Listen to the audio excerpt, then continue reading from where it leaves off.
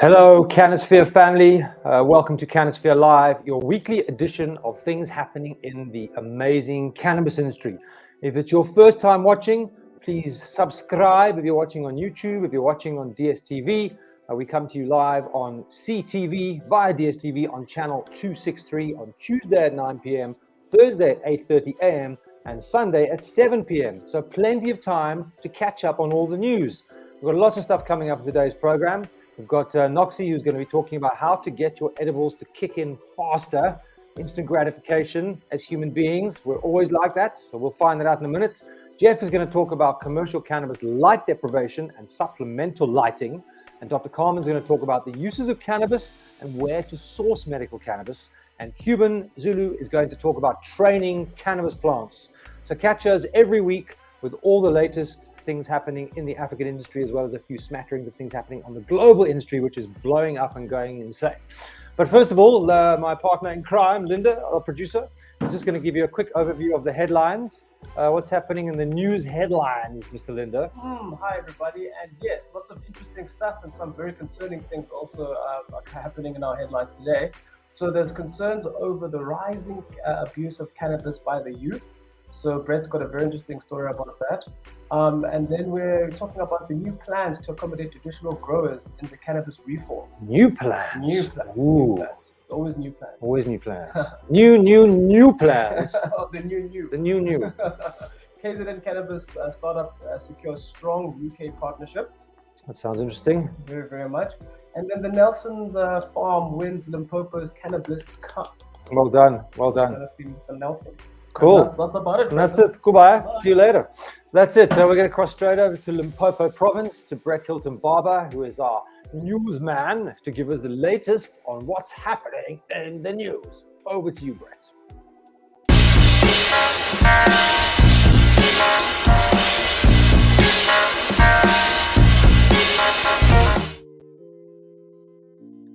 Greetings. Welcome to the CannaSphere news desk in Limpopo, where we've got a very chilly, unseasonal winter rain and wind in the mountains, a real winter solstice feel to the day.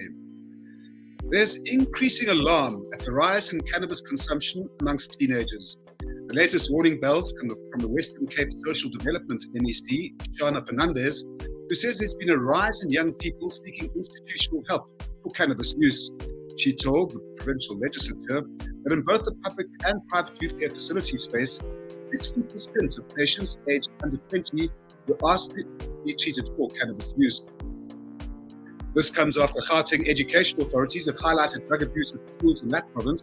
Gauteng education spokesman Michael Mayello says the recent Leondale mass smoke event on 420 Day highlighted the extent of the problem. It is almost 50% of young people that are much involved in having this operating and also smoking drugs.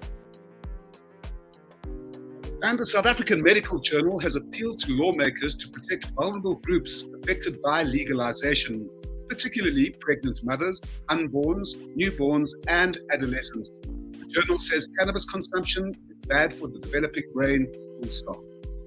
Private sector lawyers are to suggest to governments a completely different approach to traditional cannabis growers.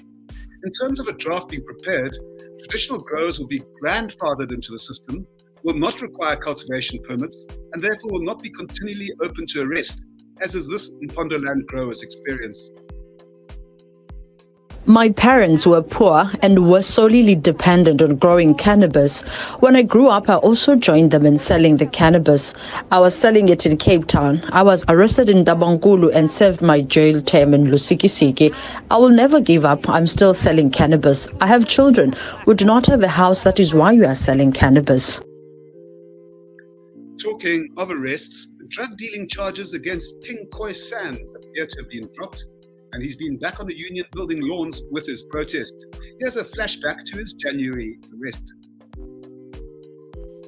The police arrested a Khoisan leader who claimed to a shoulder-height cannabis plant as they dragged it across the presidential lawn in Pretoria.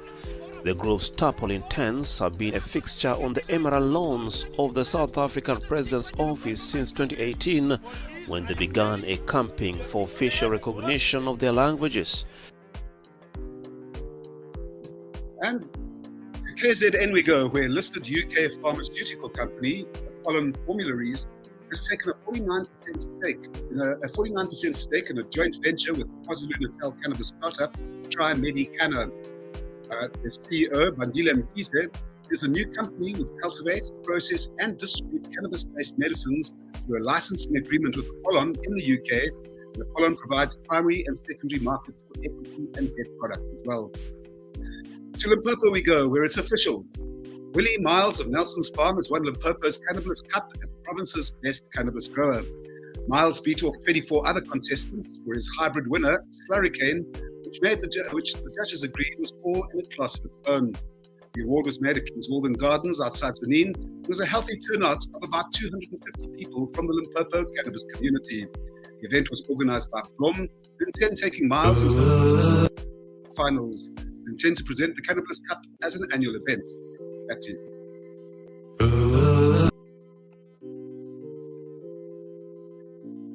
Hi, are we finding the Cannabis Cup? It looks like fun, Brett.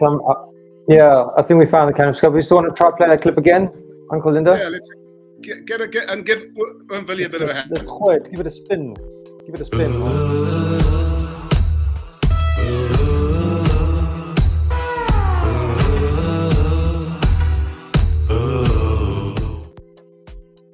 That's Willie Miles, legend of Limpopo growers.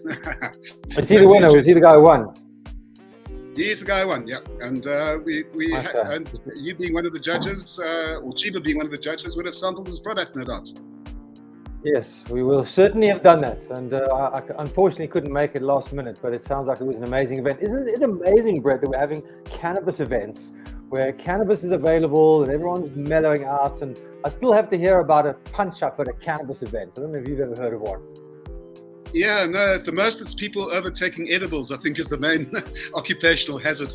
But otherwise, It is amazing. Right around the country, there's this, as we've said right at the beginning of this CannaSphere series, people are liberating the plant themselves, one day at a time. We're not waiting for government or anybody else to do it. And it's very refreshing to see that there is actually quite a lot of official endorsement behind this grassroots movement, so to speak. Absolutely. And just tying into your headline, the concerns of abuse by the youth. I don't think there's been any increase in youth using cannabis. Young people have been using cannabis for a long time, and we don't advocate using cannabis. It is a psychoactive plant, and it should be for over 18s. There need to be limitations and restrictions, and so we do advocate a responsible environment for cannabis in Africa and across the world, because it does have an impact on how you see things and how you physically are aware of your surroundings. So it's important to be responsible. So even though those are the kind of headlines that are popping up, I also think there's a level of drama, because when these things happen, it's not good for the cannabis industry. But on it's CannaSphere because of social media. Completely. It's like it's because of social media. And one good thing, Trenton, very quickly, is that I think the Gauteng government is looking at a mass education campaign around cannabis rather than the prohibition approach that they've taken in the past. Completely. That's what it's all about. Education. Right now, thanks, Brett. We'll see you in a bit. We're going to cross over to Noxy, who's going to talk about how to get your edibles to kick in faster. Over to you, Noxy.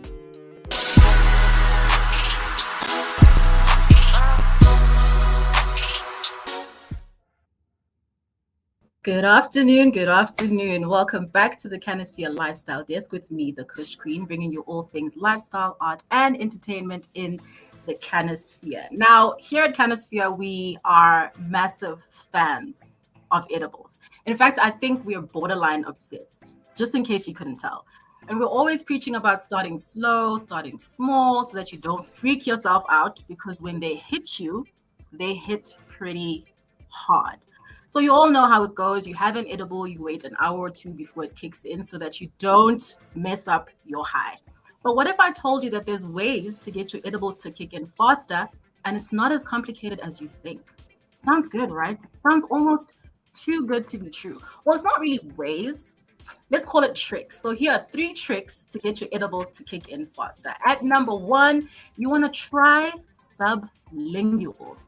Now, these are edibles that you can place on or beneath your tongue. Use lozenges, lollipops, mint strips, tinctures, These allow the THC to actually enter your bloodstream a bit quicker through your mouth tissues, and within minutes, the effects should start to show. While this method results in a hastened onset of the buzz, the effects will fade faster than regular edibles, and this is because sublingual edibles aren't fat-based. At number 2, you want to consider trying infused drinks. Cannabis-infused beverages and other drinkables go through the normal digestive system cycle. However, drinks are less bulky and move faster through the roots, causing the cannabinoids to be delivered a little bit earlier. So that's your second trick. And last but not least, you want to take your edibles on an empty stomach. Now, this one of the surest tricks to make an edible hit faster. When you consume edibles alone on an empty stomach, your digestive system has no choice but to process them and process them fast. Now, when your stomach and digestive tract is filled with food, your body has to process all of that food first. And there's no way to modify the digestive process. You just have to wait.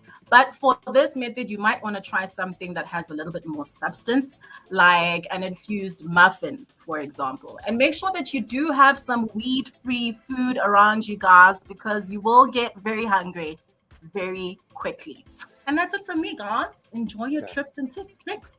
Back to you, Trenton. Yeah, that last bit of advice is very, very important, because often edibles come in a delicious format, and you have one, and then you get hungry and you want more. So make sure you have your edibles and your munchies as separate things.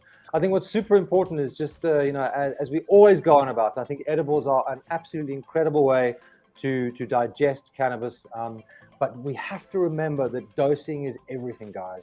We continually have talks where I ask people in the room, how many of you have had a bad edible experience? And I get at least 20, 30% of people putting their hands up. It is not pleasant to take too much THC. You can have a very rough time. You cannot die, but it can cause a very unpleasant experience. Okay. So I think it's super important to dose. Then you get people who will tell you they'll never try it again because they felt like they were going crazy because you had too much. Stop. Completely. And it's very sad because a lot of people don't want to smoke, and that's not the only way to inhale or to consume.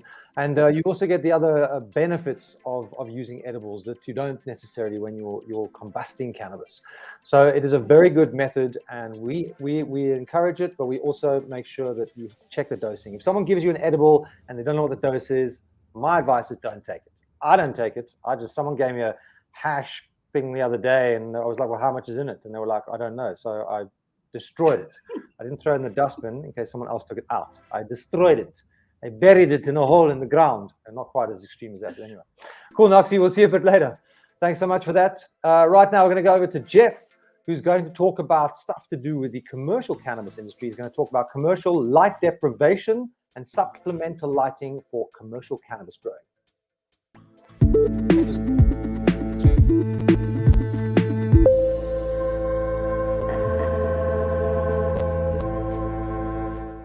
Today we're going to be taking a much closer look at commercial cultivation, specifically the aspects related to greenhouses, where we have light deprivation and supplemental lighting to help drive the flowering and vegetative state of cannabis. Let's have a closer look.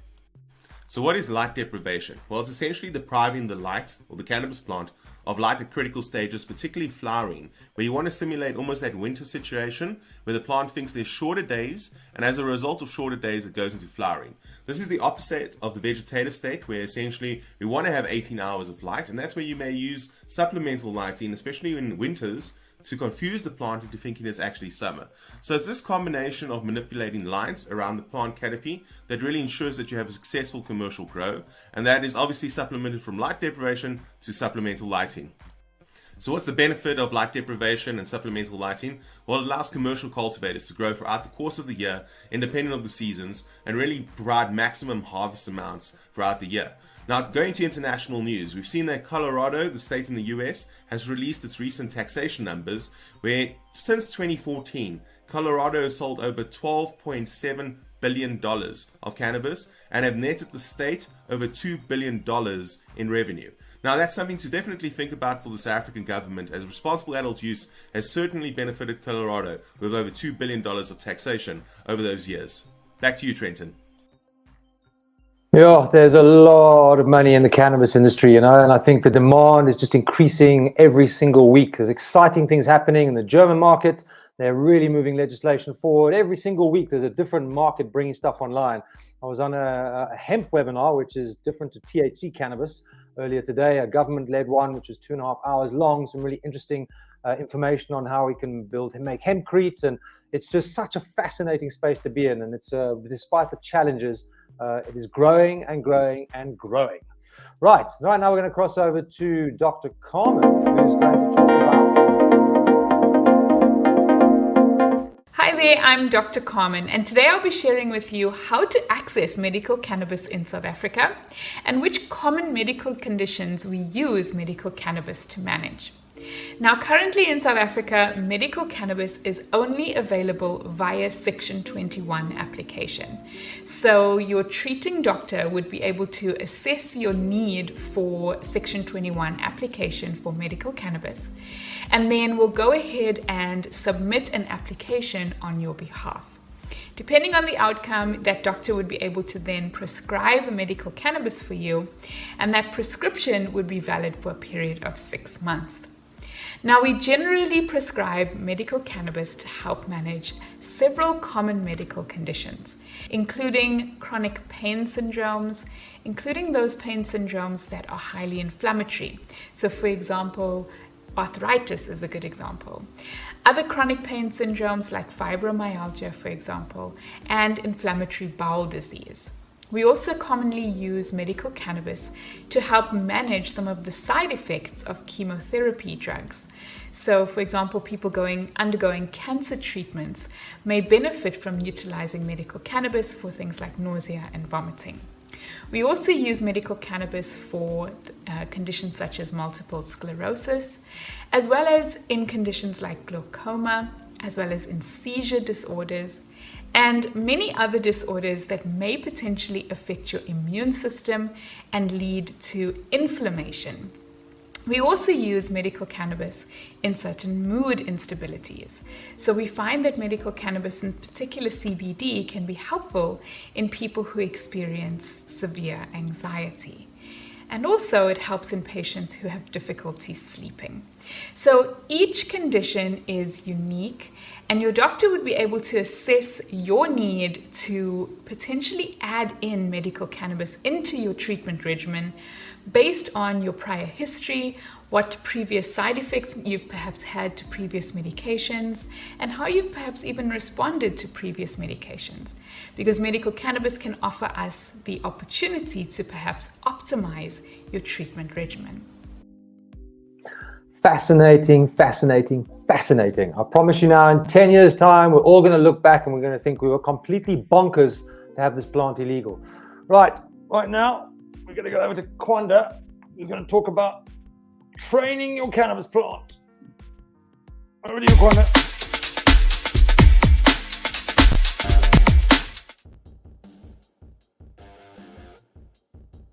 Hello, cannabis community. I'm Kwanda Mtetwa, the Cuban Zulu, coming to you live from CannaSphere's Grow Desk. Today we talk about training your cannabis plants. Firstly, what are you doing when you're training your plant? It's an exercise of physically manipulating the plant so that it grows in a certain way. What you're trying to get out of this is to maximize your yields, to maximize overall potency, and basically to manage optimal growth of your plant. Firstly, there's LST, which stands for low stress training, and this is done by bending down stems and tying them down. This is done in veg and can also be done in flowering stage of growth with a scrog net. So it's a really, really gentle type of training. And so then you get high stress training, which is, as the phrase dictates, a high stress type of exercise. And this is transplanting, this is cutting of main stems or cutting branches. And what you're trying to do is you're trying to gain more light exposure to lower parts of the plant, and you're trying to develop an even canopy, because an even canopy is what allows you to maximize yields as well as your potency. you have your LST, high stress training, and just in terms of generally managing optimal growth, defoliating of your plant, which is taking off leaves, which also allows greater light exposure to lower parts of the plant, but most of all, it allows better airflow in between your plants. Thank you. And the more training you do, the stronger the flowers and the bigger they are. Am I right? Exactly. So just when is the best time to start training your plant? Like within 2 weeks, 3 weeks, 4 weeks, just for the people who don't understand. Like when is the best when you start that process? Look, when it comes to your high stress training, you want to do that in the first stage of your cannabis plant's life cycle, which is the vegetative stage. And you want to do this at least after 3 or 4 nodes of the plant having been alive. So that would normally be at around 3 weeks, 4 weeks type thing. And, you just basically wanted to have enough structure to be able to deal with this exercise. Yeah, fair enough. Cool, Kwanda, thanks for that. Growing, it's an art and a science all combined in one. So there's lots of different elements to it. But Cuban Zulu will be back again next week with more information on how to grow. So right now we've come to the end of the show. Noxy, Brett, how's it? There's lots going on at the moment. As I mentioned earlier, I was in this big hemp webinar, and there's a lot of buzz about hemp at the moment. But I think people are often confused about the difference between hemp and between marijuana or dacha or high THC cannabis. Brett, I would like you to explain it to the people. Well, essentially, there is no difference between hemp and cannabis. They're the same plant. It's a question of whether it's psychoactive or non-psychoactive.